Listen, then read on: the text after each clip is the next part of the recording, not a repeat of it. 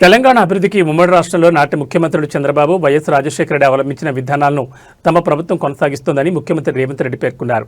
వారి హయాంలో IT, pharma రంగాలకు విశేష ప్రాధాన్యం దక్కిందని గుర్తు చేశారు. ఐటీ రంగానికి నేదురుమల్లి జనార్దన్ రెడ్డి వేసిన పునాది హైదరాబాద్ అభివృద్ధిలో కీలక పాత్ర పోషించిందని రేవంత్ పేర్కొన్నారు.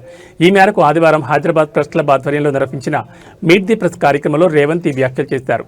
కాంగ్రెస్ ముఖ్యమంత్రుల నిర్ణయాలు హైదరాబాద్ అభివృద్ధికి బాటలు వేశాయని రేవంత్ రెడ్డి చెప్పారు. నగరం నాలెడ్జ్ సిటీగా మారిందంటే కారణం గతంలో కాంగ్రెస్ సీఎంలు తీసుకున్న నిర్ణయాలే అని అన్నారు. అభివృద్ధిలోనే కాదు సంక్షేమంలోనూ కాంగ్రెస్ ముఖ్యమంత్రులు తమ ముద్ర వేస్తారని వివరించారు. వైఎస్ రాజశేఖర రెడ్డి హయాంలో వచ్చిన శంషాబాద్ ఎయిర్పోర్ట్, ఓఆర్ఆర్ కూడా కీలకంగా మారాయన్నారు. గతంలో కాంగ్రెస్ హయాంలోనే అనేక కేంద్ర సంస్థలు హైదరాబాద్లో ఏర్పాటయ్యాయని చెప్పారు.